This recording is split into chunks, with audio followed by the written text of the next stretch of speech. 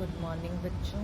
आज हम गुणनखंड ज्ञात करना सीखेंगे। किसी भी संख्या के हम गुणनखंड कैसे ज्ञात करेंगे। जैसे अगर हमें 36 संख्या दी गई है तो 36 के गुणनखंड एक होते हैं अभाज्य गुणनखंड और एक सिर्फ गुणनखंड। गुणनखंड माना ये संख्या किस किस के पहाड़े में आती है, ठीक है।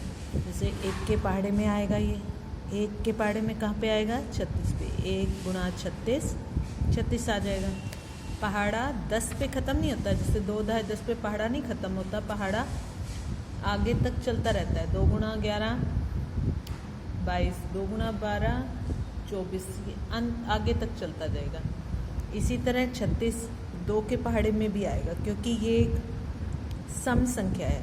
कोई भी सम संख्या, जो भी सम संख्या होगी वो किसके पहाड़े में आएगी, 2 के पहाड़े में आएगी।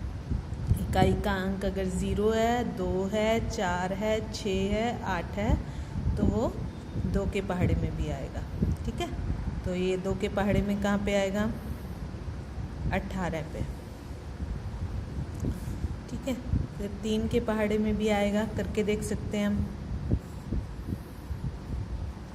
पहाड़े में आने का मतलब जब उसको उससे भाग करें तो 36 क्या है, 3 का गुणज है। 3 को किसी अंक से गुणा करने पे, किसी संख्या से गुणा करने पे ये आता है 3 एकम 3, और शेषफल इसको भाग कर रहे हैं तो हमारा 0 आ रहा है।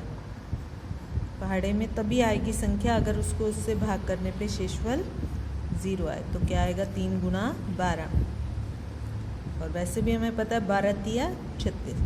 4 के पहाड़े में भी आता है 4 नेम 36, फिर 6 छीक 36, फिर 7 के पहाड़े में नहीं आता, 7 पंजे 35, 7 छीक 42, 35 आ गया, फिर 42 आ गया, तो 36 तो आया ही नहीं।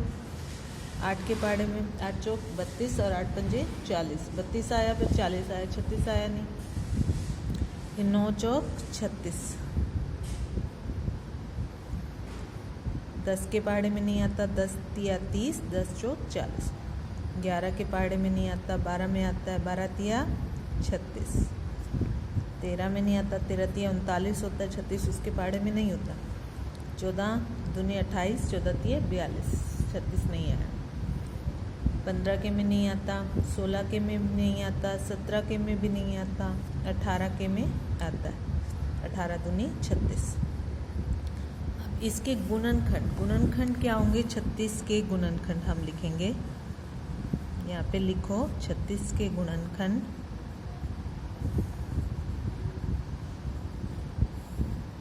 इस तरफ की संख्याएं और इस तरफ की संख्याएं लिखनी होती है, और किसी भी संख्या को हम दोबारा नहीं लिखेंगे। एक और रह गया 36 एकम 36, ठीक है।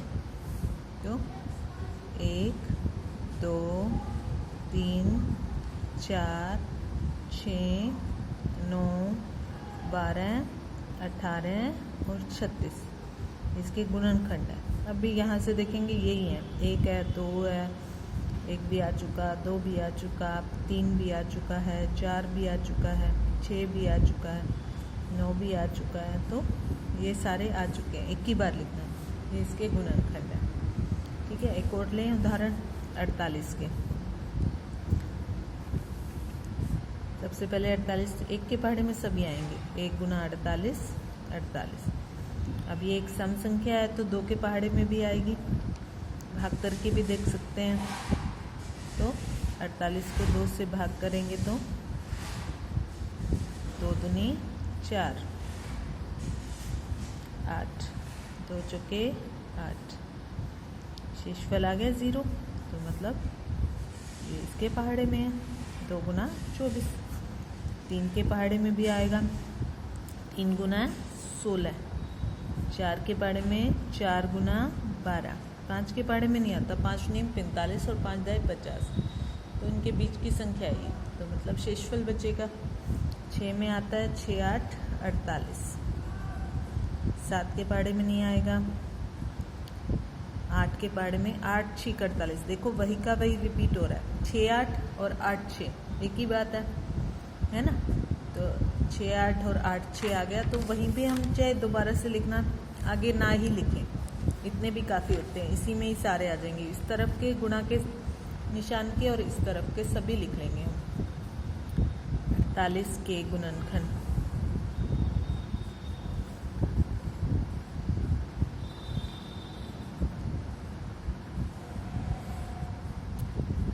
एक, 2, 3, 4, 6, 8, 12, 16, 24 और 48। ये हो गए गुणनखंड ज्ञात करना है। और अभाज्य गुणनखंड अगली वीडियो में हम देखेंगे।